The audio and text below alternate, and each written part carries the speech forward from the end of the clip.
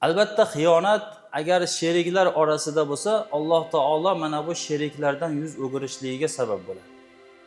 Misol uchun oldi berdida nihoyatda ko'pchilik bir-biri bilan ulfat, bir-biri bilan sherik, bir-biri bilan biznesi bor, bir-biri bilan kelishib qiladigan ishi bor. O'shalar bir-birini aldamasa, bir-biriga xiyonat qilmasa, ularning uchinchi sherigi Alloh bo'ladi. Uchinchi sherigi Alloh bo'lgan ikkita inson haqida hech qanday bir shubha gumon bo'lishi mumkin emas. Tarixda xabariylar bor. Abu Bakr roziyallohu anhu payg'ambar alayhissalom bilan o'sha g'orda yashirilgan paytlarida ularni quvib mushriklar keladi, Makka kofirlari keladi.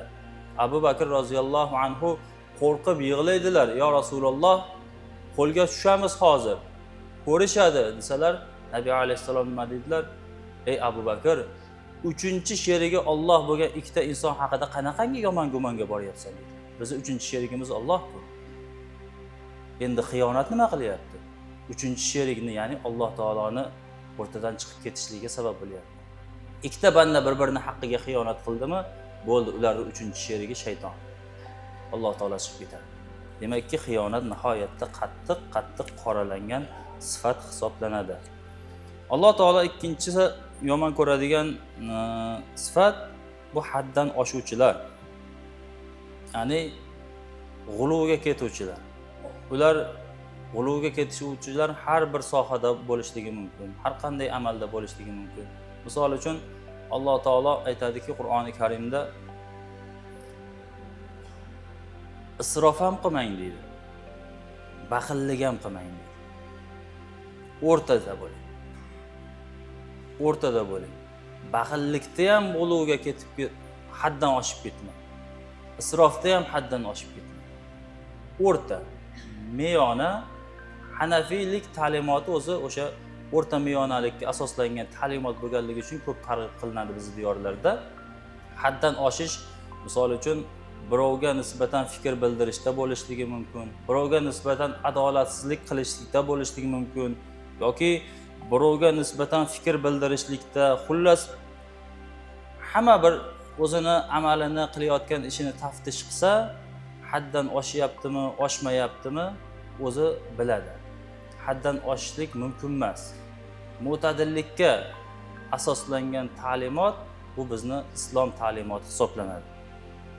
Alloh taolo aytadiki: "Va la ta'tadu", bu haddan oshmang, g'uluga ketmang, o'rta meyona bo'ling.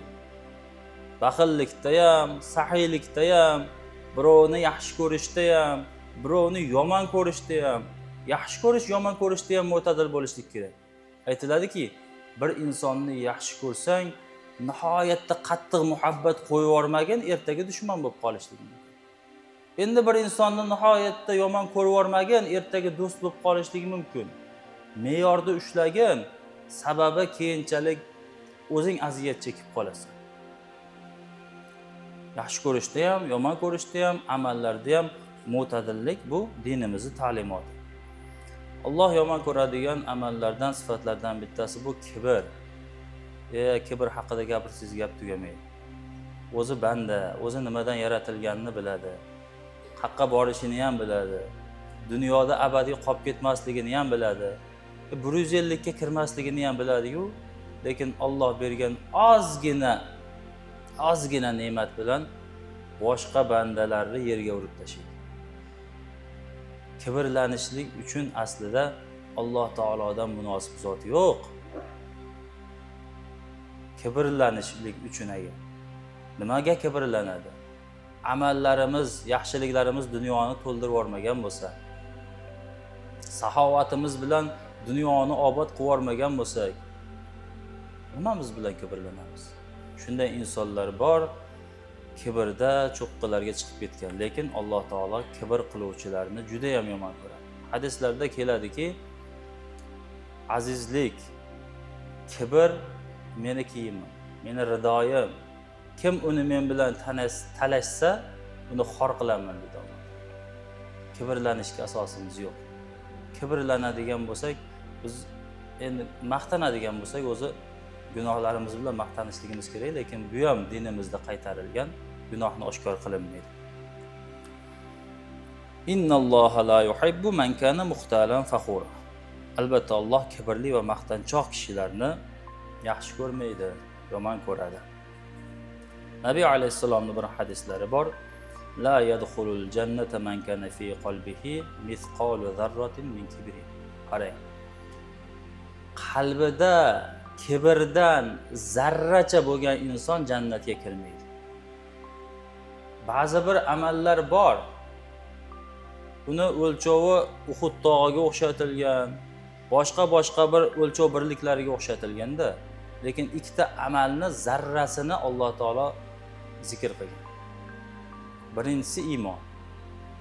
Nabiy alayhissalomning mashhur hadislari bor. Kimni qalbida xardal urug'ichalik zarracha iymoni bo'lsa, albatta do'zaxda qolmaydi, jannatga kiradi. Iymonni ko'ryapsizmi, qanaqangi yuksak maqomdaligi?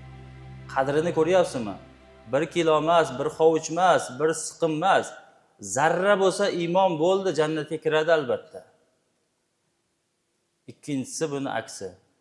Kimi qalbida zarra miqdorichalik kibr bo'lsa, u jannatga kirmaydi. Teskarisi, kibrni Alloh taolo zarrasini ham zararligini bizga bildirdi. O banda, o'zingga baho berib yormagin. Zarra qadar kibring bo'lsa jannatga kira olmaysan. Demak, kibrlanishga bizning haqqimiz yo'q.